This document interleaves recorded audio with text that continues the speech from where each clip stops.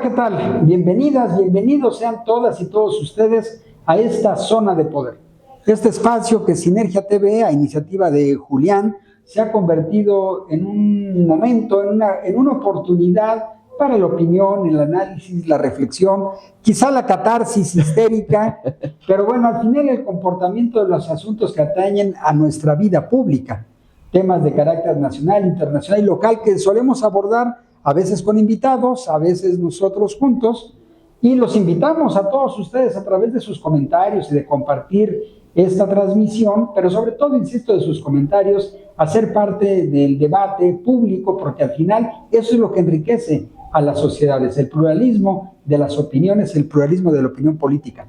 Y bueno, en esta semana, segunda semana del mes de marzo, podríamos decir, estamos iniciando el día posterior del famoso 8M, el Día Internacional de la Mujer, que se conmemoró, es decir, que compartimos todos memoria de él este domingo, y que fue ocasión para expresiones multitudinarias en la Ciudad de México y en muchas ciudades importantes del país, la ciudad capital del Estado de México, Toluca, desde donde transmitimos, por supuesto, hubo, se dice, cerca de 5,000 mujeres, según alcancé yo a leer en alguno de los noticieros, y ese es un récord importante para el Valle de Toluca. Pero en fin, se habla, hay múltiples interpretaciones, hay quienes un poco dicen que habida cuenta de que ahora no hubo saldo rojo, que no hubo grandes escándalos ni hechos de violencia, hay quien siente como que la esencia de la expresión pública de las mujeres está perdiendo fuerza. Yo creo que no, yo creo que el discurso está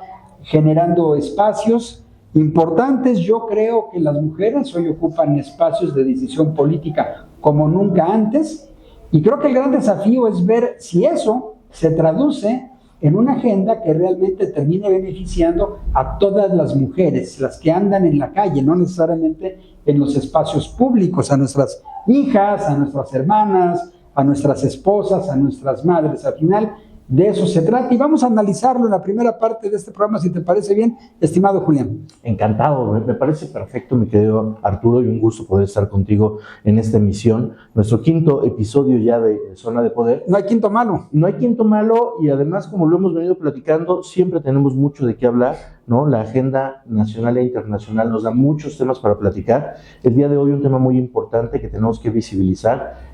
Yo muy contento con que las marchas que se han llevado a cabo en diferentes partes del país, en su mayoría han sido más tendientes a la propuesta, más tendientes a visibilizar un problema social que ha existido desde hace mucho tiempo y no tanto a la violencia, aunque siempre existe este bloque negro, ¿no?, que todos conocemos, que va hasta el final y son quienes hacen más destrozos. Eso no me parece tan correcto, aunque las pintas, mira, con un poquito de pintura se restablecen los espacios y los lugares.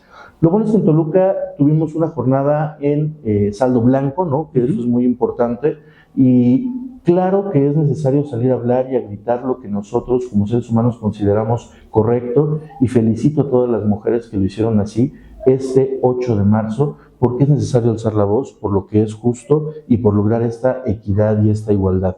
Todos tenemos una hermana, una madre, una hija a la que queremos cuidar y defender, y no podemos permitir que una más se nos vaya. Entonces, pues bueno, con eso empezamos nuestro primer bloque de Zona de Poder. Y pues, ¿tú cómo viste, mi querido Arturo, este fin de semana? Pues a mí me pareció siempre importante ver cómo el tema irrumpe en la agenda de los medios de comunicación. Vienes además con tu corbata y en la vida cotidiana, morada. Corbata morada para la ocasión, muy bien. Justamente, darle esta perspectiva, ¿cómo le llaman en la universidad a las estatuas que tiene nuestra universidad alrededor? Le colocaron unos lentes violeta, una cosa que puede parecer un poco frívola a muchos, pero creo que el significado de esto es que nos pongamos esos lentes para que veamos con esa perspectiva, color violeta, justamente la realidad de lo que está ocurriendo. La mirada violeta, ¿no? Es claro. Correcto, que me parece justamente que ahí es donde tenemos que ver con mayor precisión si eso que estamos viendo en la vida política, por ejemplo, se traduce en beneficios en la vida social. Me temo, querido Julián, que los datos lo que nos dicen es que no está ocurriendo así. Ciertamente hoy tenemos en el país por primera vez una presidenta de la República mujer, en el Estado de México por primera vez una gobernadora, una rectora en la universidad. Una rectora en la universidad, En muchos municipios ya tiene mucho tiempo que ha habido presencia de las mujeres. Fue alrededor del año 2015, 2016, si no mal recuerdo, cuando el presidente Enrique Peña impuso la obligatoriedad de espacios públicos 50 y 50 para hombres y mujeres. Y de ahí para acá ha habido una serie de reformas adicionales que han incrementado el equilibrio en los espacios de poder con esta perspectiva de género. Y que hoy ya logramos, en ese sentido, sí, yo creo que todavía hay mucha brecha, pero que el 50% de las legisladoras sean mujeres, ¿no? Es correcto. O sea, y eso es algo que no se ha logrado en todo el mundo, ¿no? Incluso el 52% para el caso mexicano y del Estado de México ya es mayoritariamente femenino, y eso está muy bien. Pero repito, lo que los datos nos dicen es que el cambio político todavía no impacta en el cambio social. Fíjate, déjame comentar algún dato. El INEGI hizo un recuento de todo el año 2025 de las actas de defunción. Esto es muy importante porque la información que hace el INEGI es una información más precisa en comparación, por ejemplo, con la contabilidad que otros hacen del número de denuncias que llegan a las fiscalías y las procuradurías. De acuerdo con el INEGI, que repito, es el dato más confiable por la metodología que sigue, hubo en el año 2025 4,848 homicidios de mujeres. Repito la cifra, 4,845 en todo el país. Esto significa que 13 mujeres son asesinadas cada día, o fueron asesinadas cada día en el 2025. Ese es el dato. Y me parece que, en vez de debatir sobre la fiabilidad de la fuente, que me parece que está blindada, lo importante es reflexionar qué está pasando y qué está faltando. ¿Qué está faltando? ¿Qué nos está faltando hacer como sociedad? Claro. Es correcto. De eso, en paralelo con este problema, tenemos otro dato también espeluznante. En el país hay una crisis por la desaparición de personas. Son más de 130,000 personas que han desaparecido. De las 130,000 personas desaparecidas en el país, al menos 30,000 son mujeres. Entonces, ahí tenemos un segundo problema que está violentando en las calles la vida de nuestras hijas, de nuestras hermanas, de nuestras esposas, de nuestras parejas, de nuestras madres. De nuestra sociedad mexicana, ¿no? De nuestra sociedad. No de permitir. Es correcto. Creo que este es un tema que tenemos que abordar completamente. ¿Qué te parece? Vamos a un corte muy breve y regresamos y lo platicamos justamente estas estadísticas y además cómo impacta económicamente este tema a México. De acuerdo. Vamos a un corte y regresamos.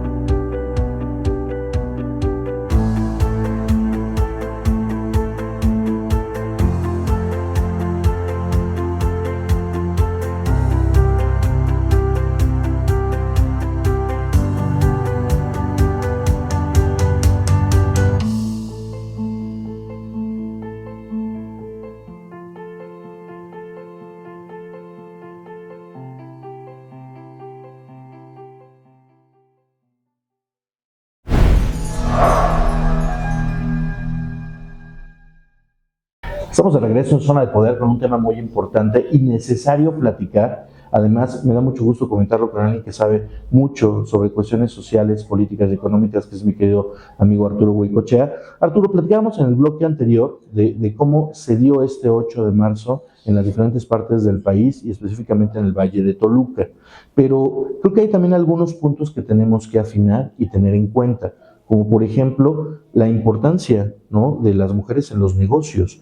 Hoy cada vez más emprendedoras, y de hecho el crecimiento está más hacia las mujeres que hacia los hombres en el tema de emprendimiento. Sí. Estoy hablando de que el crecimiento de las mujeres es más de un 14% con respecto a los hombres, ¿no? Correcto. Eso quiere decir que muchas más mujeres se lo están creyendo. Y no que los hombres nos estamos quedando atrás, sino que están tomando ese espacio, ¿no? Bueno. Que deben de tomar y que necesariamente se tiene que lograr.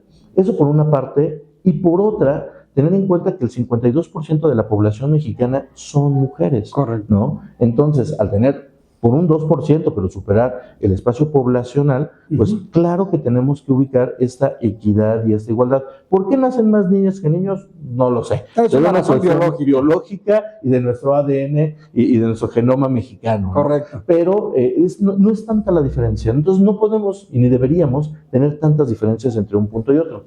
Fíjate que las mujeres, con respecto a los hombres, ocupan menos cargos directivos que los hombres. Estoy hablando de que solamente el 27% de los cargos directivos en México son tomados por una mujer. Eso nos habla de que con respecto al 52% poblacional, estamos todavía en una brecha muy grande, ¿no? En este sentido. Cierto, es un mundo de claroscuros.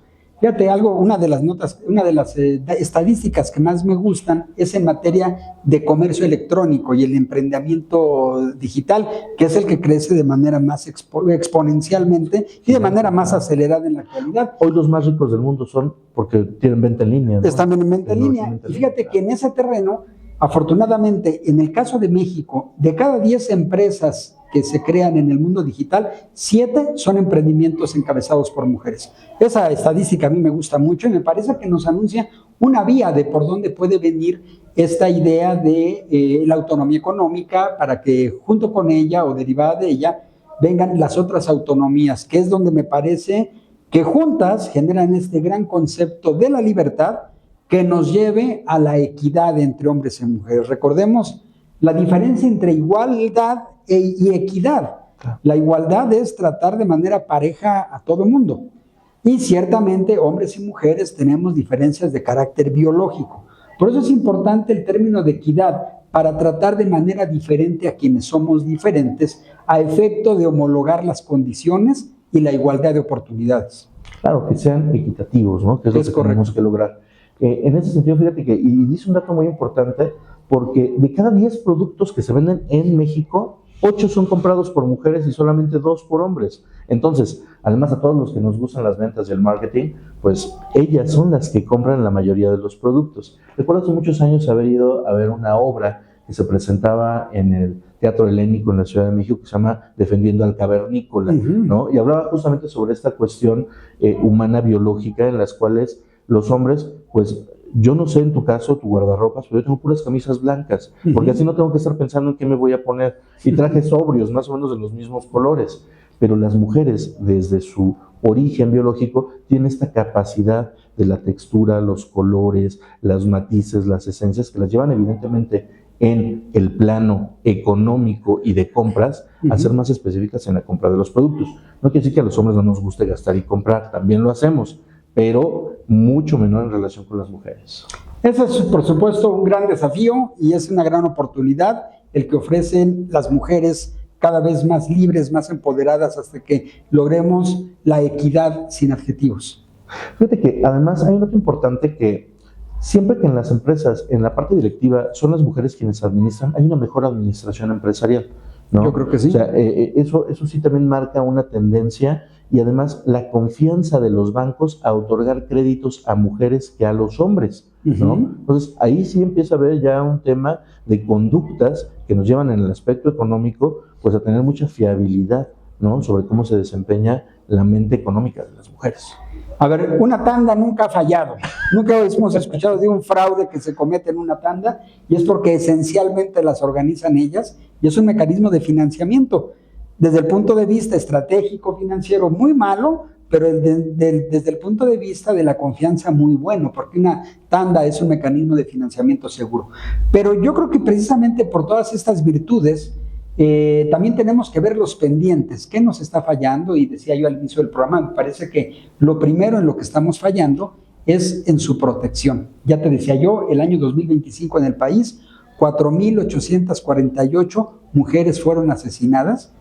Y de estos, fíjate qué curioso, solo 670 casos, el 20% del total, han sido denunciados e investigados como feminicidios. Es decir, el 80% de los homicidios de mujeres no se investigan como si hubiesen sido feminicidios. Ni se castigan como tal. Y eso es muy delicado porque el Estado mexicano, hay una disposición de la Corte Penal Internacional que ha mandatado a los estados, México incluido, a que todos los homicidios de mujeres sean tratados como feminicidios. Y ahí hay un segundo error. El primer error del Estado mexicano es no garantizar debidamente su protección, y el segundo es que en el caso de homicidios de mujeres, solo el 20% sean tratados como feminicidios. Entonces, me parece que eso es importante. Y a mí me parece que cuando las mujeres salen y se expresan y se manifiestan, lo hacen de manera mucho más clara que nosotros y con mucho mayor contundencia y mayor claridad,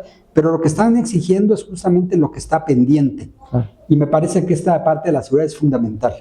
Fíjate que escuchaba por ahí un dato muy interesante que decía que estamos todavía, si seguimos como vamos en ese tema de alcanzar la equidad de género, estamos todavía a más de 150 años de lograr esa equidad entre hombres y mujeres. Y parece una cifra muy grande, ¿no? O sea, parece que 150 años, estamos a años luz de ello.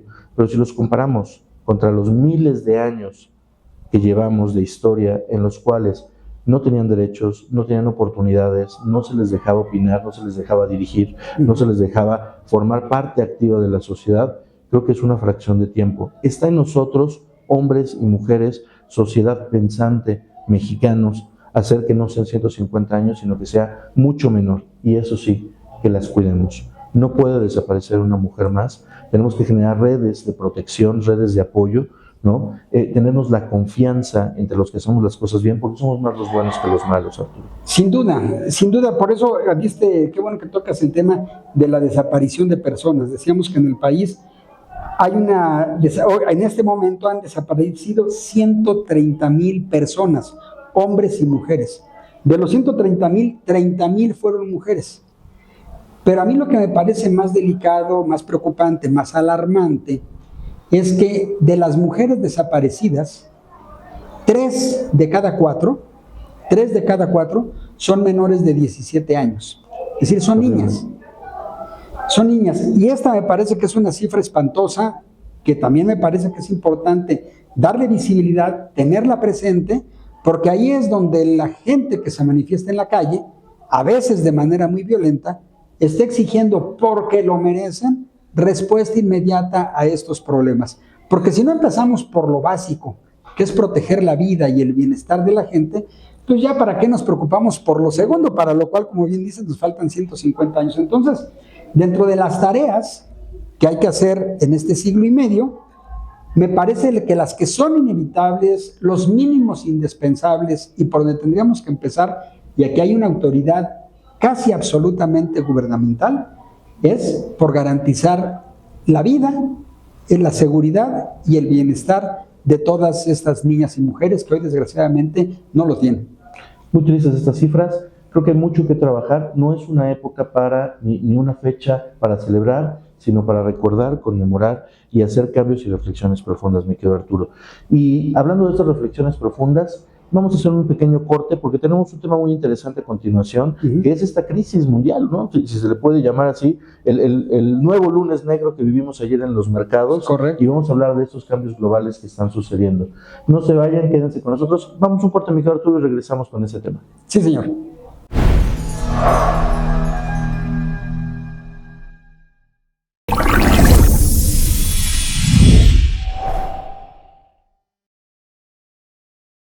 Muchas gracias por seguir con nosotros. Estamos de vuelta en Zona de Poder aquí en Sinergia TV con un tema muy interesante que lo hemos titulado Crisis Mundial, como una pregunta tal vez, ¿no? Porque ya no es solamente un tema. A lo largo de este año o de lo corto que va este año hemos vivido diferentes cuestiones muy importantes en todo el mundo, como son ya las guerras, el aspecto económico y la situación entre México, China y Estados Unidos y México, ¿no? Entonces, no sé qué opinas de eso, mi querido Arturo. Pues mira, yo lo veo como cuando lanzas una roca en un charco, en un cuerpo de agua, cae y empiezan a generarse unas ondas alrededor de ella. Es como si el ataque de Israel y Estados Unidos del día 28 de febrero lanzado sobre Teherán y sobre el país completo que es Irán, las ciudades más importantes, ha detonado una serie de reacción en cadena, algunas ondas más rápidas que otras, y termina por impactar a todo el mundo, de tal suerte que yo creo que estamos viviendo, si no una guerra mundial por su impacto militar, sí una guerra mundial por su impacto, sobre todo económico y paulatinamente social y cultural. Entonces estamos ante un fenómeno que dará para estudios mucho tiempo después, pero que en la urgencia del día a día no podemos dejar pasar, me parece que es de la mayor importancia. Fíjate que se ha dicho mucho que por el estrecho de Hormuz, este pedacito de tierra de 33 kilómetros que separa una puntita de lo que es Qatar, de la perfil sur de lo que es este país, Irán, en ese pequeño espacio se dice que pasa, he escuchado, entre el 20 y el 25% del petróleo mundial. Y entonces el impacto que esto tendrá. Y el 80% del petróleo que va a China. Por ejemplo, pero justo a eso quería llegar. Petróleo y asociado al petróleo, gas. Y entonces, estas dos materias energéticas nos hacen pensar en lo inmediato en las gasolinas, en el petróleo. Pero fíjate que del petróleo se producen varios derivados. Uno de ellos es el ácido sulfúrico. Y el ácido sulfúrico es la sustancia más productiva del planeta. Se utiliza prácticamente para todo.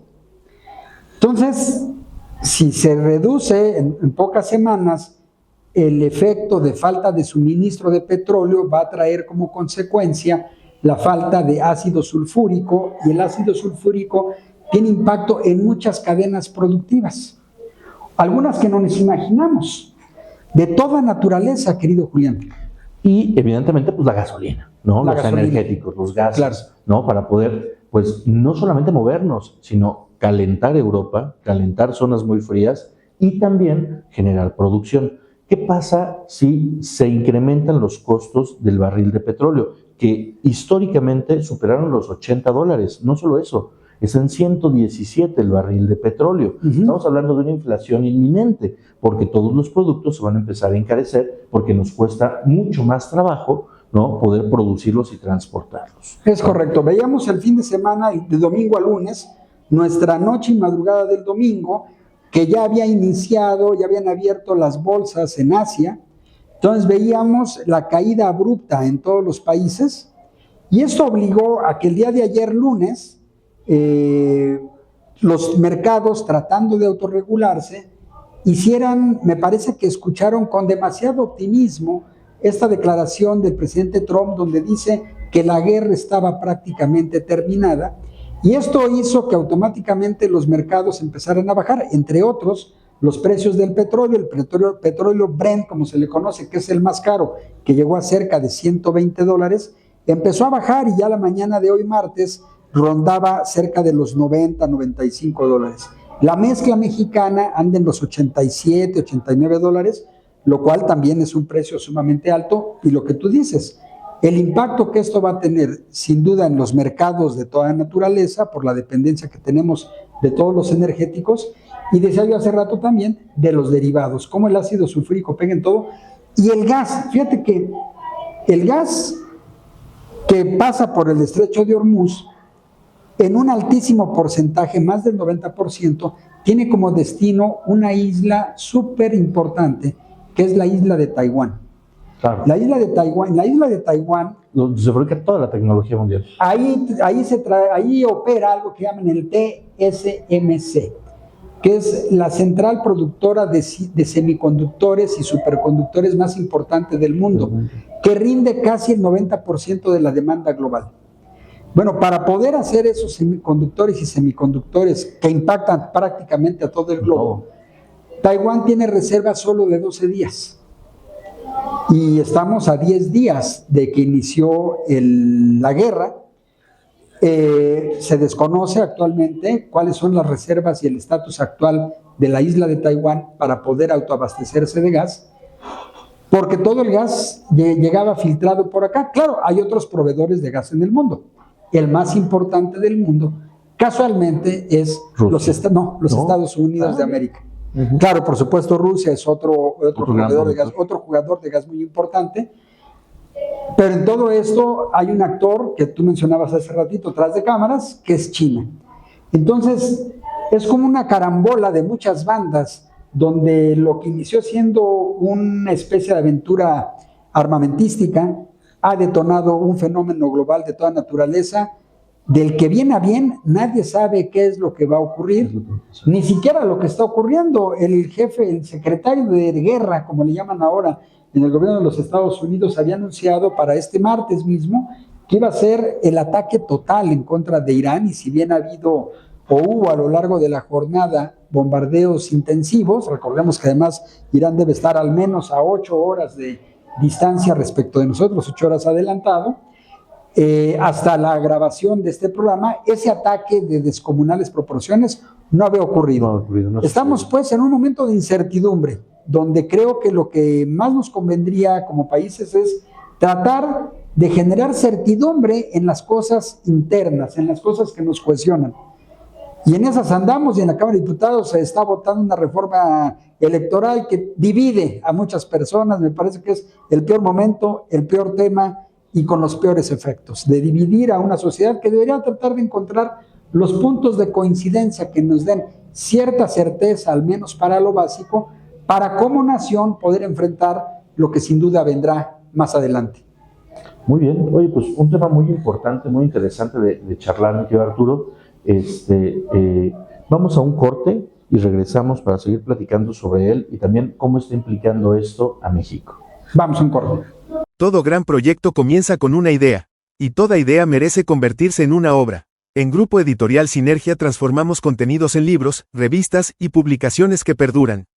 Editamos e imprimimos libros académicos, literarios y emblemáticos, catálogos editoriales, informes gubernamentales y libros de oferta turística que comunican identidad y prestigio.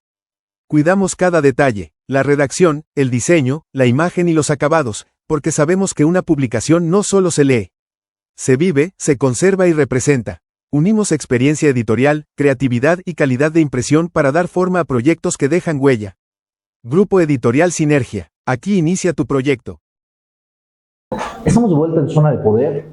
Platicamos sobre un tema muy interesante, mi querido Arturo, que es justamente cómo se están reacomodando los diferentes bloques económicos, sociales y armamentísticos en el mundo. Creo que más que estar en torno a una crisis, como fue nuestra pregunta inicial, estamos en un reacomodo de fuerzas y de escenarios, ¿no? Donde quien sea el más inteligente, evidentemente, es el que va a salir victorioso y con más fuerza.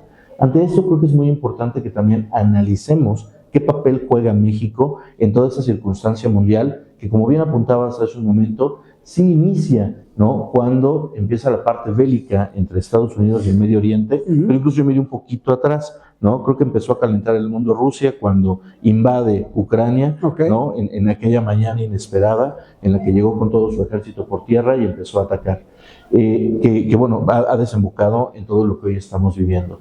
La relación entre México y Estados Unidos es muy importante porque somos el principal socio comercial de Estados Unidos. Y me preocupa que ante todo eso y lo que estamos viviendo haya habido una reunión con estados americanos y no hayamos sido convocados. ¿Qué lectura tienes tú de eso, mi querido Arturo? Yo le doy la peor de las lecturas, pero siguiendo tu línea argumentativa, me hiciste pensar en, hace mucho tiempo hubo un acuerdo internacional, un acuerdo global, donde las grandes potencias se comprometieron a limitar su capacidad destructiva a través del armamento nuclear. Y ese gran acuerdo se le llamó el Tratado de Tlatelolco, porque se firmó en Tlatelolco, de la Ciudad de México. Al lado de ese multifamiliar estuvieron muchos años el edificio de la Cancillería, el edificio de la Secretaría de Relaciones Exteriores.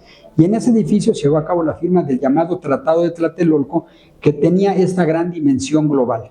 Era una época donde México, siendo un país intermedio, nunca una de las grandes potencias, un país, se decía para la época, estamos hablando de los años 70, un país en vías de desarrollo, era un país que, merced a su tamaño, a su presencia económica, a su importancia poblacional que ya tenía, a su poder cultural, a su presencia global y a su trabajo diplomático, se sentaba en las mesas de las grandes negociaciones, a grado tal de ser parte del convocante para lograr un acuerdo de esas proporciones. Eran los años de lo que se llamó el orden internacional. Es decir, cuando se estuvieron creando instituciones de carácter supranacional para tratar de conducir al mundo, mantener la paz y conducir al mundo a ciertos estadios de desarrollo. Cuando la ONU era un árbitro, ¿no? Cuando la ONU era un árbitro, cuando las instancias internacionales funcionaban.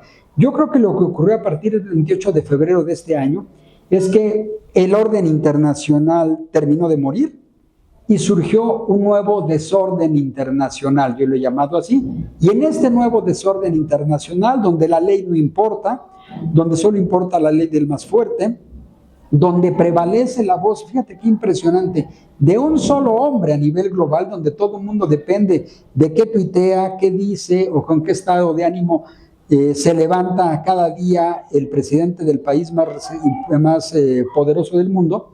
En este desorden internacional generado por él, hemos perdido las certezas. Y el presidente, el primer ministro de Canadá lo dijo en Davos con mucha inteligencia. Decía, a ver, si hay una fuerza que nos debe permitir a lo que él llamó potencias intermedias, países como Canadá, países como México, tratar de establecer el orden y recuperar el orden que nos permita mantener respeto y dignidad.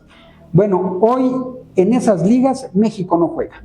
México decidió hace 7 años, la 4T hace 7 años decidió retirar a México de esos escenarios y hoy el papel de México es meramente contemplativo.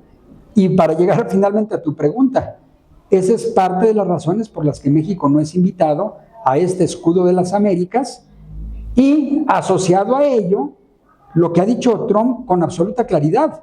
Él dijo el sábado, México es gobernado por los narcotraficantes. Me parece que no hay que buscarle demasiados pies al gato, sabiendo que tiene 4, porque lo ha planteado el presidente de los Estados Unidos. ¿Por qué no invitó a México a una estrategia de carácter hemisférico, es decir, la mitad del mundo, al menos América, para enfrentar al narcotráfico abiertamente? Y él está diciendo de viva voz que México está gobernado por el narcotráfico.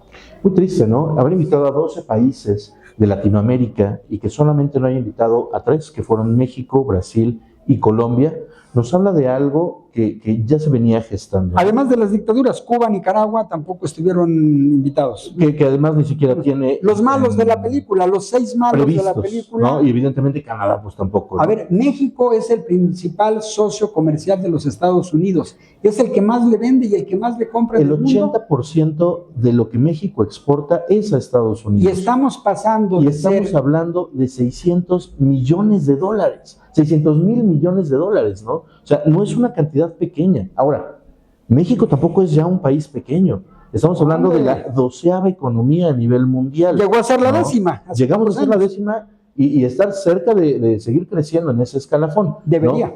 Hoy estamos en el número 12, eso no es nada malo para México, al contrario, creo que está muy bien. Y se prevé además para México, con todo lo que está pasando en el mundo, todavía los mercados internacionales hablan de que pudiéramos tener un crecimiento este año del 2 al 3%, lo cual esperaríamos que fuera mucho más si tenemos una inflación mundial del 7%, ¿no? Pero que tampoco son malos datos. Creo que aquí la cuestión es regresar a tener una buena organización nacional que nos permita seguir teniendo un buen crecimiento y un impulso económico, ¿no? Yo recuerdo en años anteriores que el expresidente Andrés Manuel buscaba hacer mucho esa fuerza latinoamericana, ¿no? O sea, quedar bien con los países quizás más pequeños, ¿no? Con países en los cuales él sentía que podía tener cierto prestigio o cierta ayuda, ¿no? Como una especie de mecenas México. Y había esta idea de volver a fortalecer las Américas, pero se ha ido perdiendo, ¿no? Con el paso del tiempo. Es que se asoció con lo peorcito del barrio. Se asoció con las dictaduras latinoamericanas, se asoció con los países no democráticos del barrio latinoamericano. Creo que la política exterior mexicana del año 2018 a la fecha ha sido honestamente un desastre y es lo que coloca a México, al mismo tiempo que somos el principal socio comercial de los Estados Unidos, somos el principal sospechoso, más que sospechoso, el principal imputado de ser proveedor y vía de acceso de los estupefacientes a los Estados Unidos. Lo ha dicho con toda claridad, Trump lo ha dicho, la mayor cantidad de narcóticos llegan a través de México. Entonces, ante esa claridad tan brutal, me parece que México ha cometido un grave error de dejar pasar, dejar hacer la no respuesta de la presidencia. Se mofó de ella el sábado de una manera muy grotesca. Es un hombre, por supuesto, de las peores actitudes y de la peor educación.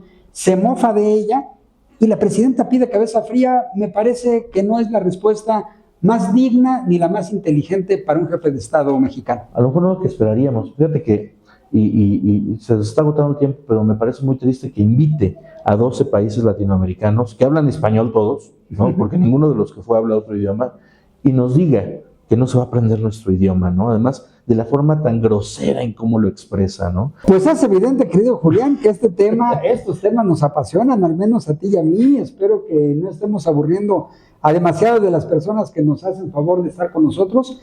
Pero bueno, simplemente para cerrar este tema que es imposible cerrar, que no tiene fin, que casi no tiene forma, lo que yo resaltaría, salvo tu mejor opinión, estimado Julián, es que en este momento de incertidumbre mundial, creo que como seres humanos lo natural y lo lógico es que tratáramos de utilizar los puntos en común que nos generan certeza y cohesión en lo nacional para al menos sea así ir al mundo con una sola cara, con una sola visión que nos dé esa seguridad hoy tan carente y esa fuerza moral de la que hablaba el primer ministro canadiense para que países importantes, potencias intermedias, se sienten en las mesas de negociaciones y obliguen a los poderosos, por intransigentes que sean, a una cierta reflexión. Pero, salvo tu mejor opinión, ¿qué digo, Julián? Completamente de acuerdo contigo, ser muy prudentes, estrategas y buscar el liderazgo desde donde estamos, ¿no?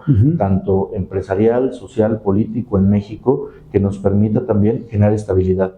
No importa si hay tantos, si el dólar está alto o bajo, claro que nos pega, pero lo que más nos pega es la inestabilidad de los mercados. Si nosotros buscamos, en la medida de nuestras posibilidades, lograr esa estabilidad, la estabilidad nos puede llevar al crecimiento. Y es lo que tenemos que hacer como mexicanos, ser más inteligentes, poner en la agenda temas más trascendentes e importantes. Pero bueno, como bien dices, podríamos platicar de esto todo el día y seguramente habría más temas que abordar. Yo los invito a que nos sigan en el próximo capítulo de Zona de Poder. Arturo, muchísimas gracias, me divierto mucho siempre en estos programas, te lo valoro y te agradezco mucho. Y pues invitar a nuestra audiencia que nos acompañen próximamente. Agradecemos a quienes ya nos están hablando y diciendo que nos ven. Un saludo por ejemplo, para Carmelita Peralta, ¿no? Que nos ha dicho que nos ven cada semana. Saludos. Un saludo para allá y a todos los que nos siguen y nos ven. Por favor, déjenos comentarios, escríbanos y coméntenos si hay algún tema que les gustaría que abordemos o algún invitado que les gustaría que tengamos aquí en Zona de Poder. Los invitamos a seguir en los diferentes programas y transmisiones de Sinergia TV y pues bueno, si no hay nada más que agregar, Arturo, te agradezco mucho esta sesión. Julián, qué gusto saludarte. Hasta la próxima. Muchas gracias.